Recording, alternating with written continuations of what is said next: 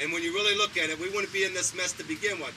And both parties are at fault if you didn't get a congressional declaration of war, which is stipulated in our Constitution of the United States of America before we go to war. There shouldn't be no presidential powers. Presidential powers is dictatorship.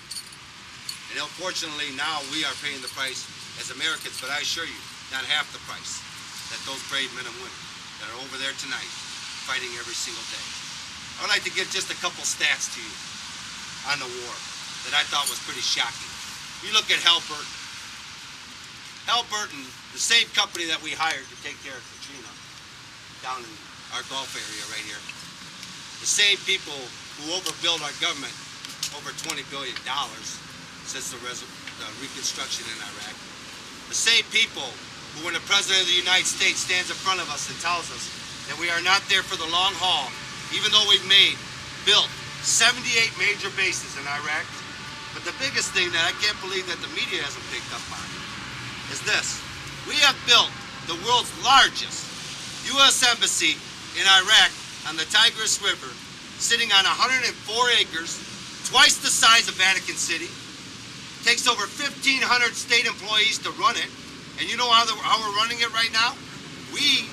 Our government, is forcing the State Department employees to serve 2 years over there. And I will quote, one State Department employee stepped forward when this first started out and said, you know what? My God, they're sending us over to the green area, the green zone. They're getting mortars and shot at every day over there in the green zone. And they're forcing us to go over there. Well, you know what? Welcome to the world of a U.S. soldier. Because you know what? Every day it does happen. When we started out in this war, we had pretty close to 15,000 insurgents in 2003. As of the 2007 congressional report to Congress, we now have 70,000 insurgents in Iraq. So is the surge working? Is our policy working? Something doesn't jive with the numbers, and even if I'm not a congressman that wants to get reelected, I mean, you can't juggle the numbers. The numbers speak for themselves. What is totally unacceptable also, and I know this hits hard with many veterans, this war has sent us more amputees than any war in the history of the United States. Not even the Civil War can compare to what we have coming home right now. And the reason I bring that up is, you look at the VA budget in this country. Lieutenant Governor Quinn, this primary season, in the spring, asked for one thing from every single county clerk in the state of Illinois. That was to put mandatory funding, one simple sentence with a checkbox, mandatory funding for the veterans budget in the United States of America. And what that means, ladies and gentlemen, is we are governed by the Veteran Affairs Committees on both sides, the Senate and the House. Every year, the veterans of this country have to come and beg for every single penny we get. And unfortunately, which I can verify gladly, 7.5 years has been completely underfunded and has had to have emergency bailouts. Even though this administration says that it has raised the VA budget by 85%, well, God bless them for doing that, because you know what? We now, in the history of the United States, since the Veteran Administration was started, have never had such long-term care veterans to take care of. Veterans are going to have long-term care for 20 years plus. We have never had veterans come back since the Vietnam era, which is sad to see how many of our fellow veterans from Vietnam were never taken care of with post-traumatic stress disorder. 1 out of 3 veterans coming back today has post-traumatic stress disorder. And the saddest thing to prove that point is, you might have saw a little clip on CBS of the suicide rate of veterans that have served in Afghanistan and Iraq, of 120 veterans a week killing themselves because our VA doesn't have the facilities to treat them, and our government doesn't have a policy to take care of them and the funds to do it. Shame on us. If you add up just the 2006 casualties, that's over 6,250 veterans that have lost their lives in suicide, compared to the 4,000 plus, God bless them, patriots that we talked about today. The demon in this war is, we not only have an administration which will not admit failure or adapt to new changes, we have a Congress on both sides that will not adapt to new changes.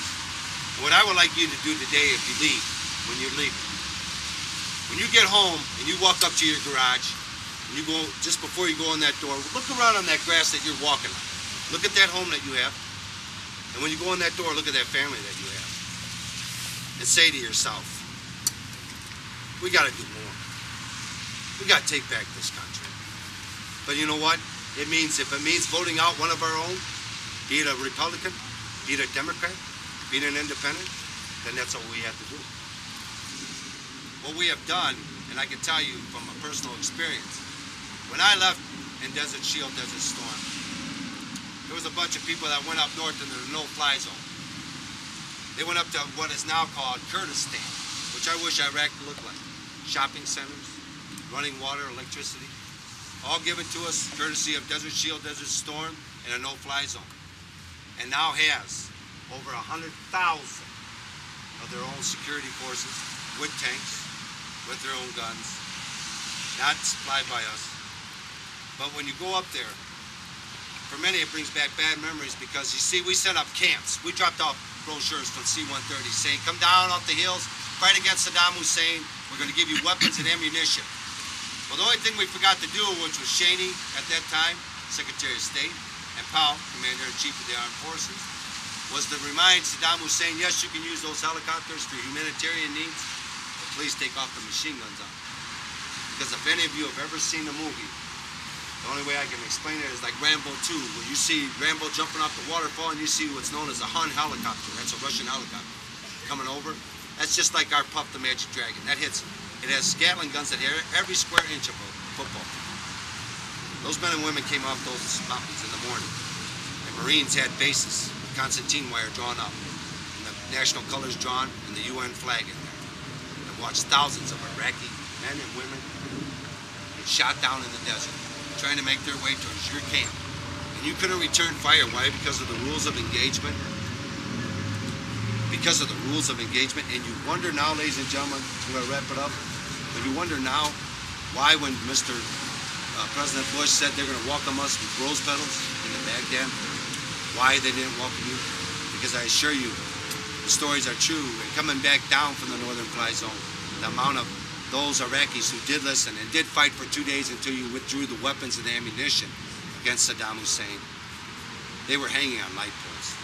They were beheaded in squares. Through each village that you went down to get into Saudi Arabia. In the Muslim world, your word is everything. You broke your word. And that's why they didn't trust you, ladies and gentlemen. And they never will. I just would like to leave you with this one thing tonight that I hope everybody remembers.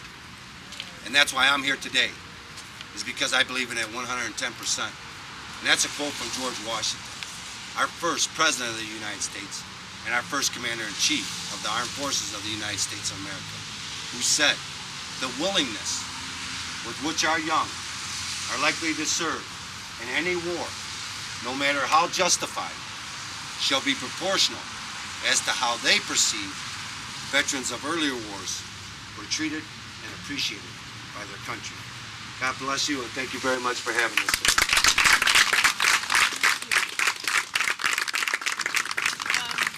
As a resident of Illinois and the United States of America, it breaks my heart to think of all the statistics and all the information Dirk has shared with us.